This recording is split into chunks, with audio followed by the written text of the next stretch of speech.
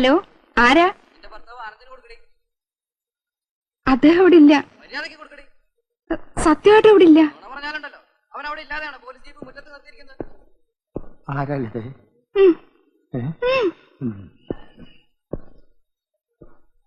Sub inspector Anandan speaking. അധികകാലം ആനന്ദിക്കേണ്ടി വരില്ല. നിന്റെ അന്ത്യം അടുത്തു കഴിഞ്ഞു. ഞങ്ങളുടെ പാർട്ടി പ്രവർത്തകരെ തല്ലിച്ചതച്ച് നീ കുറെ സൂചിച്ചില്ലടാ.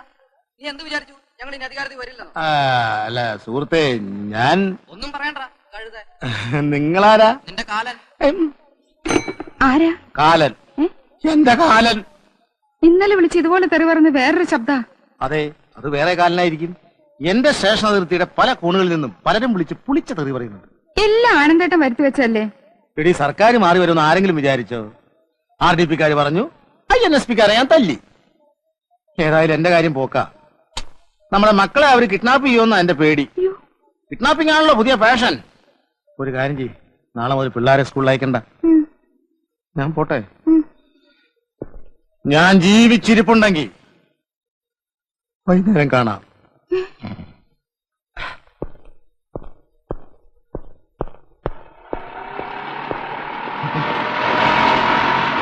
അയ്യോ, ഗുണ്ടകള് വരുന്നു. ഗുണ്ടകള്. എത്ര ഗുണ്ടകളുണ്ടല്ലേ? ഗുണ്ടകളല്ല, അച്ഛനാ. ഏതച്ഛൻ? എന്റെ അച്ഛൻ. നിന്റെ സ്വന്തം അച്ഛനോ? പിന്നെ അച്ഛനെ വാടകയ്ക്ക് കിട്ടുവോ? എന്തായാലും നിന്നെ അങ്ങോട്ട് കണ്ടില്ലല്ലോ. നീ വലിയ ആളായിപ്പോയല്ലേ? അയ്യോ, അച്ഛൻ വന്ന കാര്യമൊക്കെ അറിഞ്ഞു. ഇവിടെ ആകെപ്പാടൊരു മനസമാധാനം അല്ലഞ്ഞിട്ട് അച്ഛൻ അങ്ങോട്ട് വരാഞ്ഞത്. എന്തു പറ്റി? ആനന്ദനല്ലേ അങ്ങോട്ട് ഓടിപ്പോയെ? അതെ, ഗുണ്ടകളെ പേടിച്ചിട്ടാ. ഗുണ്ടകളോ? അതെ, രാഷ്ട്രീയ ഗുണ്ടകൾ. അച്ഛന്റെ മോൻ പ്രകാശന്റെ പാർട്ടിയിൽപ്പെട്ട ഗുണ്ടകളാ. അവര് പ്രതിപക്ഷത്തായിരുന്നപ്പോ എന്റെ കഷ്ടകാലത്തിന് എനിക്ക് ഒരുപാട് പേരെ ദ്രോഹിക്കേണ്ടി വന്നിട്ടുണ്ട്. അതിന് അവരിപ്പോ അധികാരം പ്രതികാരത്തിന് ഉപയോഗിക്കുക. ആരെ നമ്മൾ അന്തമാതിരി ദ്രോഹിക്കാൻ പാടില്ല ആനന്ദ. എന്ന് വെച്ചാ ഭരണത്തിലിരിക്കുന്ന പാർട്ടി പറയുമ്പോ ചെയ്യാതിരിക്കാനും പോവോ? പ്രകാശൻ ഇപ്പൊ ഭരിക്കുന്ന പാർട്ടിയുടെ ഏതാണ്ട് വലിയ നേതാവൊക്കെയാണെന്ന് പറയുന്ന കേട്ടല്ലോ. എന്ത് നേതാവ്? അല്ലാതെ ഒരു ഞാഞ്ഞൂള് വിചാരിച്ചാലും തടി രക്ഷപ്പെടുത്താൻ പറ്റുവേ. അതിന് അവനോടൊന്നും ഇവിടെ വരാൻ പറഞ്ഞിട്ട് തിരിഞ്ഞു നോക്കിയിട്ടില്ല. അയ്യോ, അവൻ സത്യപ്രതിജ്ഞ അടങ്ങി തിരുവനന്തപുരത്ത് പോയിരിക്കുക. അച്ഛൻ ഇങ്ങോട്ട് കയറിയിരുന്നാട്ടെ.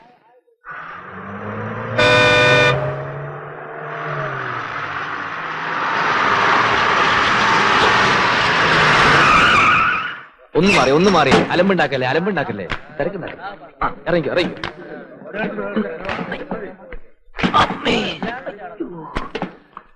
ഒന്നുകൂടി ലോറിയുടെ കാര്യം നമുക്ക് വൈകുന്നേരം സെറ്റിൽ ചെയ്യാം. ഹലോ KRP, എങ്ങനെയുണ്ടായിരുന്നു സത്യപ്രതിജ്ഞ ചടങ്ങ്? സത്യം പറഞ്ഞ കലക്കി. വിശദമായിട്ട് ഞാൻ പിന്നെ പറയാം. ഒന്ന് നടു നിവർത്തണം. 400 കിലോമീറ്റർ അങ്ങോട്ടും 400 കിലോമീറ്റർ ഇങ്ങോട്ടും ലോറിയിൽ ഒരു ഒറ്റ നിപ്പായിരുന്നേ. വൈകുന്നേരത്തെ കാര്യങ്ങളൊക്കെ റെഡിയല്ലേ? ഒക്കെ റെഡി. എന്നാ പിന്നെ വൈകുന്നേരം നന്ദി പ്രകടനത്തിന് കാണാം. ശരി. ജയ് ഹിന്ദ്. കലക്കി മറിച്ചു. കേരളം കണ്ട ഏറ്റവും വലിയ ചടങ്ങ്. ഒന്ന് വന്ന് കാണേണ്ടതായിരുന്നു മോളെ. പൂഴി വാരി എറിഞ്ഞ നിലത്ത് വീഴാത്തത്ര ജനക്കൂട്ടം. കതറിന്റെ ഒരു കടലല്ലേ തിരുവനന്തപുരത്ത് ഇളകി മറിഞ്ഞത്. അമ്മേ, സത്യവാചകം ചൊല്ലുന്നു നമുക്ക് കേൾക്കാനൊക്കില്ലമ്മേ. CM ഹാളിൽ പ്രവേശിച്ച് ചടങ്ങ് കഴിയുന്നവരെ ഭയങ്കര കരഘോഷമാണ്. പക്ഷെ എനിക്ക് മുൻവശത്തിന് ഇരിക്കാൻ സീറ്റ് കിട്ടിയോണ്ട് കാര്യങ്ങളെല്ലാം ഭംഗിയായിട്ട് കാണാൻ കഴിഞ്ഞു. മുൻവശത്തോ? അതെ, മുൻവശത്ത്. ഏറ്റവും മുമ്പിൽ ഞങ്ങൾ 31 പേരായിരുന്നു. ഒരു വരിയിൽ 31 കസേരയാ. ഹാളിൽ കിടക്കാൻ പറ്റാത്ത സാധാരണ പ്രവർത്തകർക്ക് ചടങ്ങ് കാണാൻ പുറത്ത് 123 TV സ്ഥാപിച്ചിരുന്നു. പക്ഷെ TV അത്ര ക്ലിയർ അല്ലായിരുന്നു. മൊത്തത്തിലൊരു മങ്ങല്. ഒരുപാട് രസങ്ങളൊക്കെ പറയാനുണ്ട്. വിശന്നിട്ട് വയ്യമ്മേ, കാര്യമായിട്ട് എന്തെങ്കിലും എടുത്ത് കഴിക്കാൻ വെക്കേ. പോത്തുപോലെ 2 ആമക്കളുണ്ടായിട്ട് അച്ഛനെ സ്റ്റേഷനിൽ നിന്ന് കൂട്ടിക്കൊണ്ടുവരാൻ ഒരുത്തനുമില്ല. മല മറിച്ചിട്ട് വന്ന് കിടന്ന് പ്രസംഗിക്കുക. അച്ഛനെപ്പോ വന്നു? അമ്മയുടെ മൂത്ത മോൻ ഇവിടെ ഉണ്ടായിരുന്നല്ലോ. ഇലക്ഷന് തോറ്റ് തുന്നമ്പാടിയ ഒരു സഖാവ്. മൂപ്പരെവിടെ? കാണാൻ കൊതിയാവ്. അതുകൊണ്ടാ. ഓഹോ, പിന്നെ വഴക്കുണ്ടാക്കാനുള്ള പദ്ധതിയായിട്ടാണ് നിന്റെ വരവ് അല്ലേ? അയ്യോ, ഇനി എന്ത് വഴക്ക്? ഒന്ന് നേരിൽ കാണുക, മൂപ്പരുടെ പാർട്ടി അകാലത്തിൽ അന്തരിച്ചതിനുള്ള ഒരു അനുശോചനം രേഖപ്പെടുത്തുക, അത്രേ ഉള്ളൂ. പ്രകാശ, നിങ്ങൾ തമ്മിലുള്ള ഒരു സംസാരവും ഇവിടെ വേണ്ട. ഒന്നുമല്ലെങ്കിൽ നിന്റെ ചേട്ടനല്ലേടാ. തെരഞ്ഞെടുപ്പിന്റെ റിസൾട്ട് അറിഞ്ഞ പിന്നെ അവൻ ഇങ്ങോട്ട് കേറിയിട്ടേ ഇല്ല. നിന്നെ പേടിച്ചിട്ടാ. ഇന്നലെ രാത്രി ജംഗ്ഷനിൽ വെച്ച് കണ്ടുവന്ന് അച്ചു പറയണ കേട്ടു. ഓഹോ, എന്നാൽ എനിക്ക് സന്തോഷമായി. ഈ അവസ്ഥയെ തന്നെ വേണം എനിക്ക് മൂപ്പരെ നേരിട്ട് കാണാൻ. അമ്മയ്ക്കറിയോ, ഈ ഇലക്ഷന്റെ ഇടയ്ക്ക് 9-ാം വാർഡിലിട്ട് എന്നെ തല്ലിക്കാൻ വരെ പ്ലാൻ ചെയ്ത ആളാ ചേട്ടൻ. ആര്? പ്രഭാകരനോ? അമ്മ എന്തറിഞ്ഞു? അതൊക്കെ പോട്ടെ, ആദ്യം സ്ട്രോങ് ആയിട്ട് ചായ ഞെടുത്തേ. കാലത്തെ പരിപാടികൾ നടക്കട്ടെ. ദേഹത്തിൽ വെള്ളം ചൂടാക്കിയടി. മേലാകെ അസല് വേദന. അങ്ങോട്ടും ഇങ്ങോട്ട് കാറിലൊരു ഒറ്റ ഇരിപ്പായിരുന്നേ. ലോറി പുറത്തല്ലേ? ഏയ്, ഞാനും മണ്ഡലം പ്രസിഡന്റ് കാറിലായിരുന്നില്ലേ. നോണ പിന്നെ നിന്നോട് നുണ പറഞ്ഞിട്ട് വേണമല്ലോ എനിക്ക്. പോയി വെള്ളം ചൂടാക്കടി. സത്യപ്രതിജ്ഞ നടക്കുന്ന ഹാളിലും ടി വി ഉണ്ടായിരുന്നോ? ഹോളിലെന്തൊരു ടി വി? ചടങ്ങ് നമ്മൾ നേരിട്ട് കാണുകയല്ലേ. ചടങ്ങ് കഴിഞ്ഞ ഉടനെ CM ന്റെ അടുത്ത് വന്ന് തോളി തട്ടിട്ട് പറഞ്ഞു, വെൽ ഡൺ മൈ ബോയ്. ഹോ, ഞാനത് കോരി തെറിച്ചു പോയി. നമ്മുടെ മാനങ്കര മണ്ഡലത്തിലെ ഇപ്രാവശ്യം 7000 വോട്ടാ പാർട്ടിക്ക് കൂടുതൽ. അതിന്റെ പിന്നിൽ എന്റെ ശക്തമായ കൈകളാണ് പ്രവർത്തിച്ചെന്ന് മൂപ്പരുടെ ചെവിയിൽ ആരോചെന്ന് പറഞ്ഞു. അതുകൊണ്ടാ. ഞാൻ ചോദിച്ചത് അതല്ല. ചടങ്ങ് ടി വിയിൽ ക്ലിയർ ആയിരുന്നില്ല, മങ്ങലുണ്ടായിരുന്നു എന്നൊക്കെ പ്രകാശേട്ടൻ പറഞ്ഞില്ലേ? അതിന് ഹാളിന് മുമ്പിലിരുന്ന പ്രകാശേട്ടൻ ആ ചടങ്ങ് കോമ്പൗണ്ടിലുള്ള ടി വിയിൽ എങ്ങനെ കണ്ടു? ചടങ്ങെന്നും പറഞ്ഞ് മുഴുവൻ സമയം നമുക്ക് അവിടെ കുത്തിയിരിക്കാൻ പറ്റുമോ? ഒന്ന് നടു നിർത്താൻ വേണ്ടി ഞാനൊന്ന് പുറത്തേക്ക് ഇറങ്ങിയപ്പോ ഒന്ന് കറങ്ങിയപ്പോ ടി വി കണ്ടു. നേര് പറ, രാജ്ഭവന്റെ ഗേറ്റ് കടക്കാൻ പറ്റുമോ? നീ കുറെ കൂടുന്നുണ്ട്. പാർട്ടിയിൽ എനിക്കുള്ള സ്ഥാനം എന്താണെന്ന് നിന്നെ പറഞ്ഞ് ബോധ്യപ്പെടുത്തേണ്ട കാര്യമൊന്നും എനിക്കില്ല. വൈകുന്നേരം ടൗണിലേക്ക് വാ. കൃതജ്ഞതാ സമ്മേളനത്തിന് ഞാൻ നടത്താൻ പോണ ഗംഭീര പ്രസംഗം കേൾക്കുമ്പോൾ നിനക്ക് മനസ്സിലാവും ഞാൻ ആരാണെന്നുള്ളത്. പ്രിയപ്പെട്ട സുഹൃത്തുക്കളെ, കഴിഞ്ഞ 5 വർഷക്കാലമായി ഈ രാജ്യത്ത് ഒരു ഭരണകൂടം ഉണ്ടായിരുന്നോ? ഇവിടെ ഒരു സർക്കാർ ഉണ്ടായിരുന്നോ? ഇവിടെ ഒരു മുഖ്യമന്ത്രി ഉണ്ടായിരുന്നോ എന്ന് ചോദിക്കാൻ ഞാൻ ആഗ്രഹിക്കുകയാണ്. ഇല്ലായിരുന്നു സുഹൃത്തുക്കളെ, ഇല്ലായിരുന്നു. പിന്നെ ഉണ്ടായിരുന്നത് RDP എന്ന ഒരു പാർട്ടി മാത്രമായിരുന്നു. അവരുടെ അഴിഞ്ഞാട്ടമായിരുന്നു. Revolutionary democratic പാർട്ടിയാണത്രേ. എന്ത് റവല്യൂഷണറി, എന്ത് ഡെമോക്രസി എന്നാണ് ഞാൻ ചോദിക്കുന്നത്. അതിനുള്ള ശിക്ഷ നിങ്ങൾ അവർക്ക് നൽകി കഴിഞ്ഞു. ഇന്ത്യൻ നാഷണൽ സെക്യുലർ പാർട്ടി നിങ്ങളുടെ പാർട്ടിയാണ്, ജനങ്ങളുടെ ആശയാഭിലാഷങ്ങളുടെ പാർട്ടിയാണ്. പിന്നെ ഞങ്ങളുടെ കൂടെ വർഗീയ പാർട്ടികളുണ്ടെന്ന് RDPക്കാർ ആരോപിക്കുന്നുണ്ട്. അത് തെറ്റാണ് സുഹൃത്തുക്കളെ. പിന്നെ വർഗീയ പാർട്ടി ഇല്ലെന്ന് പറഞ്ഞുകൂടാ. ഞങ്ങളുടെ കൂടെ ചേർന്ന ശേഷം അവരിൽ യാതൊരു വർഗീയതയും ഞാൻ കണ്ടിട്ടില്ല. അല്പസ്വല്പം കോഴി ബിരിയാണി കഴിക്കുന്നത് വർഗീയതയാണോ എന്ന് ഞാൻ വെല്ലുവിളിക്കാണ്. പക്ഷേ RDPയുടെ കൂടെയുള്ളത് മുഴുവൻ വർഗീയ പാർട്ടികളാണെന്ന് ഞാൻ നിങ്ങളെ അറിയിക്കാണ്, അഭ്യർത്ഥിക്കാണ്, അപേക്ഷിക്കാണ്. അതുപോലെ ഞങ്ങൾ അഴിമതിക്കാരാണെന്ന് പറയുന്നുണ്ട്. അല്ല സുഹൃത്തുക്കളെ, വാസ്തവത്തിൽ അഴിമതി എന്താണെന്ന് പോലും ഞങ്ങൾക്ക് അറിഞ്ഞുകൂടാ. തെരഞ്ഞെടുപ്പ് ഫണ്ടിലേക്ക് ഇവിടുത്തെ നല്ലവരായ മുതലാളിമാരിൽ നിന്ന് ധാരാളം പണം ഞങ്ങൾ സ്വീകരിച്ചിട്ടുണ്ട്. അത് സ്നേഹം കൊണ്ട് മാത്രമാണ്. മുതലാളിമാരെ പോലെ ഇത്രയും നല്ല മനുഷ്യരെ ഞാൻ വേറെ കണ്ടിട്ടില്ല. ആ പാവപ്പെട്ട മുതലാളിമാരെ ചീത്ത വിളിക്കുന്ന കേട്ടിട്ട് പലപ്പോഴും എനിക്ക് കരച്ചിൽ വന്നിട്ടുണ്ട്. പാവം മുതലാളിമാർ. എല്ലാത്തിനുള്ള ശിക്ഷ അവർക്ക് കിട്ടിക്കഴിഞ്ഞു. ഈ മാനങ്കര മണ്ഡലത്തിൽ ചില RDP കോമാളികൾ ഒരു പ്രഖ്യാപനം നടത്തിയിരുന്നു സുഹൃത്തുക്കളെ. ഈ തെരഞ്ഞെടുപ്പിൽ INSP ജയിക്കുകയാണെങ്കിൽ അവരവരുടെ പാതി വീശെടുത്ത് കവലയിലൂടെ നടക്കുമെന്ന് ഞാൻ അവരെ ക്ഷണിക്കുകയാണ്. നാണവും മാനവും ഉളുപ്പും അല്പമെങ്കിലും തീണ്ടിയിട്ടുണ്ടെങ്കിൽ, വാക്കിന് വിലയുണ്ടെങ്കിൽ ഇങ്ങോട്ട് വരൂ, മീശ എടുക്കൂ, എടുക്കണം മീശ എന്ന് ഞാൻ ആജ്ഞാപിക്കുകയാണ്, അഭ്യർത്ഥിക്കുകയാണ്, അപേക്ഷിക്കുകയാണ്.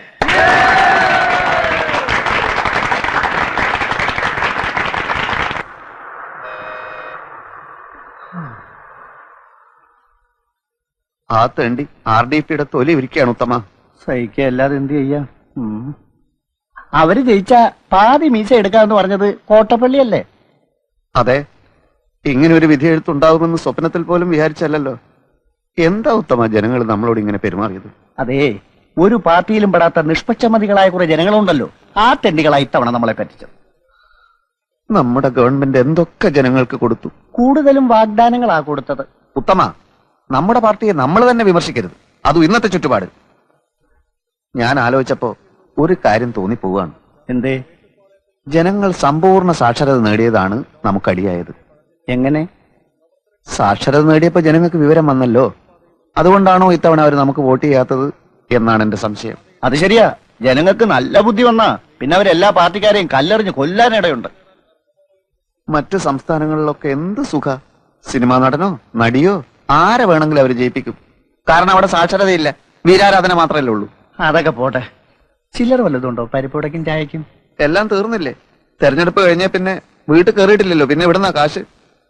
എന്റെ അനുജനുണ്ടല്ലോ, ആ അലവലാതി അവിടെ നിന്നോണ്ട് എന്നെ നോക്കി ചിരിക്കുക. എങ്ങനെ ഞാൻ അവനെ ഫേസ് ചെയ്യും? വീട്ടിൽ പോവാതിരുന്ന വിശന്ന് ചാവുകയും ചെയ്യും. എന്നായാലും ഫേസ് ചെയ്തല്ലേ പറ്റൂ കോട്ടപ്പള്ളി. അതെ, തെരഞ്ഞെടുപ്പിൽ എന്തായാലും ജയിക്കുമെന്ന് വിചാരിച്ച് ഞാൻ പല വെല്ലുവിളികളും നടത്തിയതാ. ആകെ അബദ്ധമായി. ഞാൻ ഭയങ്കര ആവേശത്തിൽ അങ്ങനെ പ്രസംഗിച്ചുകൊണ്ട് നിൽക്കുകയായിരുന്നു. ജനങ്ങളുടെ കയ്യടിയും ബഹളവും കാരണം ആകെ പ്രശ്നം. അച്ഛാ, നേര് പറയട്ടെ, എന്റെ ഓരോ വാക്കിനും കയ്യടിയായിരുന്നു. അതിന്റെ ഇടയിലെ ഞാൻ മൂപ്പരെ കണ്ടത്. ഞാൻ കണ്ടു എന്ന് മനസ്സിലാക്കിയപ്പോ തന്നെ മൂപ്പര് പാർട്ടി ഓഫീസിനകത്തെ ഒറ്റ വലിച്ചില്ല. അപ്പൊ പിന്നെ എനിക്ക് ആവേശം മൂക്കാതിരിക്കോ? INSP ഈ തെരഞ്ഞെടുപ്പിൽ ജയിച്ചാൽ പാതിമീശ വടിച്ചോളാമെന്ന് വീമ്പിളക്കിയവന്മാരൊക്കെ ഇന്നെവിടെ എന്ന് ഞാൻ അട്ടഹസിച്ചു. പിന്നെ ആളുടെ പൊടി പോലും കണ്ടിട്ടില്ല. അങ്ങനെയൊന്നും പറയണ്ടായിരുന്നു മോനെ. അച്ഛാ, ഈ രാഷ്ട്രീയം എന്ന് പറഞ്ഞാൽ പല്ലും നഖവും ഉപയോഗിച്ചുകൊണ്ടുള്ള ഒരു ആക്രമണമാണ്. നമ്മൾ മടിച്ചു നിന്നാലേ എതിരാളികൾ നമ്മളെ ആക്രമിക്കും. ഓ അപ്പടിയാ? പിന്നല്ലാതെ. എന്നാലും പ്രസംഗം കഴിഞ്ഞതിന് ശേഷം നിനക്ക് അവനെ ഇങ്ങോട്ട് വിളിച്ചോണ്ട് വരായിരുന്നു. നന്നായിരിക്കും. ഈ കഥ വിട്ടുകൊണ്ട് ഞാൻ അവരുടെ ഓഫീസിലേക്ക് കയറി ചെന്നാലേ വളരെ നന്നായിരിക്കും. പ്രവേട്ടം വരുന്നുണ്ട്. എവിടെ? പിൻവശത്തോടെ വരുന്നേ. മുൻവശത്തൂടെ വരാൻ ധൈര്യം കാണില്ലല്ലോ. നീ ഒന്നും മിണ്ടാതിരുന്നില്ലെങ്കിലുണ്ടല്ലോ. മോള് പോയി പ്ലേറ്റ് എടുത്തോണ്ട് വാ.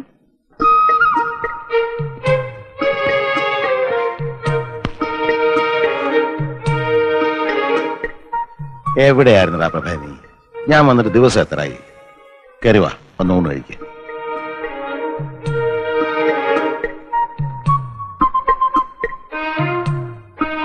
പ്രഭേ, ഞാൻ പറഞ്ഞില്ല അച്ഛാ, തോറ്റതിന്റെ ചമ്മല് മാറിയിട്ടില്ല.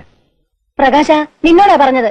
മാനു നീ എന്ന് വിളിക്ക്, വന്ന് ഊണ് കഴിക്കാൻ പറ. ഇവ നാട്ടടക്കി ഇരുന്നാ ഞാൻ വിളിക്കാം. മോനൊന്നും മിണ്ടണ്ട കേട്ടോ. ഇല്ല അച്ഛാ, ഞാനൊന്നും മിണ്ടുന്നില്ല.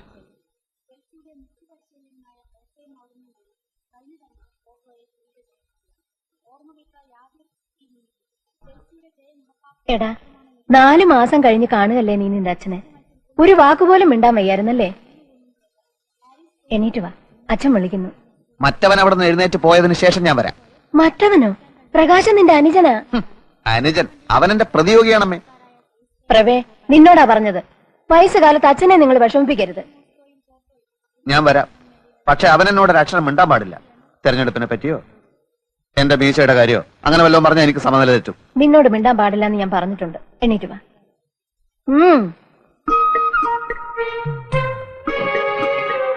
അവൻ എന്നെ നോക്കി ചിരിക്കാനും പാടില്ല. നടക്കടാ അങ്ങോട്ട്. എന്തോ നാടാ ഇത് നിങ്ങൾ തമ്മിൽ? ഇരുന്ന് ഊണ് കഴിക്ക. അച്ഛൻ എപ്പോ വന്നു? ഓ മഹാഭാഗ്യം, ഇപ്പോഴെങ്കിലും നിന്റെ ശബ്ദം ഒന്ന് കേട്ടല്ലോ. അവൻ ഇച്ചിരി മീൻകുളം പോട്. അമ്മേ, ചോറ് ഇത്തിരി കൂടുതൽ വിളമ്പിക്കോ. മൂപ്പർക്ക് നല്ല ക്ഷീണം കാണും. അമ്മേ, നീ കഴിച്ചു കഴിഞ്ഞില്ലേ? എണീറ്റേ. മോനെ, ഒരു തേർതലാകുമ്പോ എന്താണ് പറയാ, ഒരു തെരഞ്ഞെടുപ്പ് ആകുമ്പോ ഒരു പാർട്ടി ജയിക്കും, ഒരു പാർട്ടി തോക്കും. എന്നാൽ ഇങ്ങനെ ഉണ്ടാവും ഒരു തോൽവി. എനിക്ക് ചോറ് വേണ്ട. അവിടെ ഇരിക്കടാ. ഇരിക്കും മോനെ. പ്രകാശ. ഇല്ലച്ചാ, ഞാനൊന്നും മിണ്ടുന്നില്ലേ. ആരും അത്ര നകളിക്കൊന്നും വേണ്ട. IMF-കാര് നമ്മളെയൊക്കെ ഇപ്പൊ അറസ്റ്റ് ചെയ്യാൻ വരും. എന്തിന്? ഇന്റർനാഷണൽ മോണിറ്ററി ഫണ്ട് നമ്മുടെയൊക്കെ തലയെണ്ണി കടം വാങ്ങിച്ചിരിക്കല്ലേ അച്ഛാ? അച്ഛാ, ഇവിടെ ആരും ആരെയും അറസ്റ്റ് ചെയ്യാനൊന്നും പോകുന്നില്ല. IMF-കാർക്ക് ഞങ്ങൾ കൃത്യമായിട്ട് പലിശ കൊടുക്കുന്നുണ്ടല്ലോ.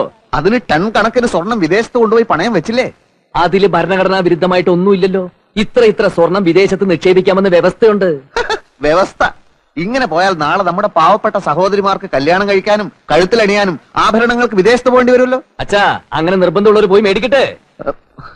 പിന്നെ രൂപയുടെ മൂല്യം കുറച്ചത് കാരണം ഇവിടെ സാധാരണക്കാരായ ജനങ്ങൾ പൊറുതിമുട്ടിയിരിക്കുകയാണ്. അതറിയോ അച്ഛന്? ഞാൻ കേട്ടു. അച്ഛാ, മൂല്യം കുറച്ചത് നല്ലതിന്. അതിനനുസരിച്ച് ഇവിടെ ഡോളർ കുന്നുകൂടും, വ്യവസായശാലകൾ ഉയരും. 5 വർഷം കൊണ്ട് നമ്മുടെ രാജ്യം ഒരു ഹരിത സ്വർഗ ഭൂമിയാവും. 6 മാസം കൊണ്ട് ഈ ഗവൺമെന്റ് മൂക്കും കുത്തി താഴെ വീഴും. വായും പൊളിച്ചിരുന്നാ മതി. അങ്ങാടി തോറ്റന് അമ്മയുടെ അടുത്ത് കുതിര കയറുന്നതിന്. പ്രകാശ, അമ്മയൊന്നും ഉണ്ടായിരുന്നേ. ഞങ്ങൾ ജയിച്ചതേ ജനങ്ങൾക്ക് ഞങ്ങളെ വേണമെന്നുള്ളതുകൊണ്ടാ. ഓ പിന്നെ വലിയ ആനക്കാര്യങ്ങളാണല്ലോ നിങ്ങൾ ചെയ്തു കൂട്ടിയത്. നിക്കാരഗ്വയിലെ ഒട്ടേകയെ പുറത്താക്കി കുത്തക മുതലാളിമാരായ അമേരിക്ക ഒരു പാവ ഗവൺമെന്റിനെ സൃഷ്ടിച്ചു. റുമേനിയയിലും മറ്റൊന്നല്ല സംഭവിച്ചത്. ജർമ്മനിയെ നിങ്ങൾ തകർത്തു. പക്ഷെ വിയറ്റ്നാമിലെയും കംബോഡിയയിലെയും വടക്കൻ കൊറിയയിലെയും ജനങ്ങൾ ഞങ്ങളുടെ ആവേശമാണെന്ന് നീ മനസ്സിലാക്കി. ഇവിടുത്തെ കാര്യം പറയുമ്പോ എന്തിനാ അന്താരാഷ്ട്രത്തിലേക്ക് ഓടുന്നത്? മനുഷ്യന്റെ കഥ എല്ലായിടത്തും ഒന്നാണടാ. ഇന്റർനാഷണൽ പൊളിറ്റിക്സിനെ പറ്റി ഒന്നും അറിയില്ലെങ്കിൽ ചിലക്കാതെ ഒരിടത്തിരുന്നോ? അറിയില്ലെന്നോ? ചോദിക്ക്, ഞാൻ പറയാം. ഹംഗറിയിൽ എന്ത് സംഭവിച്ചു?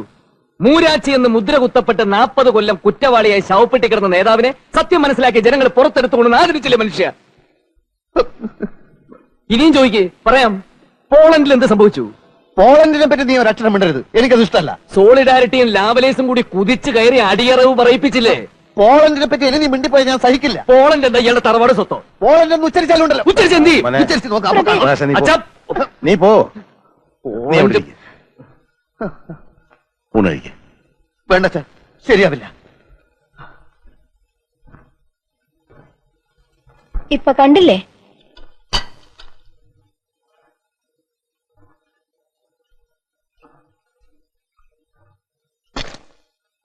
പാനുവേ, ഇപ്പൊ എനിക്കെല്ലാം മനസ്സിലായി. പ്രഭാകരനെയും പ്രകാശനെയും കുറിച്ച് നീ ഓരോന്ന് പറയാനുള്ള കാരണം എനിക്ക് പിടികിട്ടി. എന്താ? അവര് പറയുന്നൊന്നും മനസ്സിലാക്കാനുള്ള അറിവ് നിനക്കില്ല. അത് തന്നെ എനിക്കും അതില്ലെന്ന് കൂട്ടിക്കോ. പക്ഷെ ഞാനും നീയുമായിട്ടൊരു ചെറിയ വ്യത്യാസമുണ്ട്. ഞാൻ ലോകം ഒരുപാട് കണ്ടവനാ. ഉശിലംപെട്ടി സ്റ്റേഷനിലൂടെ കടന്നു പോയിട്ടുള്ള ട്രെയിനില് എത്ര മഹാന്മാർക്ക് ഞാൻ പച്ച സിഗ്നൽ കാണിച്ചിട്ടുണ്ടെന്നറിയാവോ? ഇവന്മാർക്ക് അങ്ങനെ സിഗ്നലൊന്നും നിങ്ങൾ കാണിക്കണ്ട. തെരഞ്ഞെടുപ്പെന്നും പറഞ്ഞ് ഇവിടെ രണ്ടുപേരും കൂടെ കാട്ടിക്കൂട്ടിയ പൂലൊന്നും നിങ്ങൾക്കറിയില്ലല്ലോ. ഓ എടീ, ഇനിയുള്ള കാലം നമ്മൾ രണ്ടുപേരും പ്രഭാകരന്റെയും പ്രകാശന്റെയും അമ്മയും അച്ഛനുമായിട്ട് അവിടത്ത് ചുമ്മാ ഇരുന്നാ മതി. അവിടെ ഇപ്പോഴത്തെ പോക്ക് കണ്ടറിയാം അവർ പെരിയ ആൾക്കാരാകുമെന്ന്. എന്റെ മക്കളെല്ലാം പെരിയവരാകും.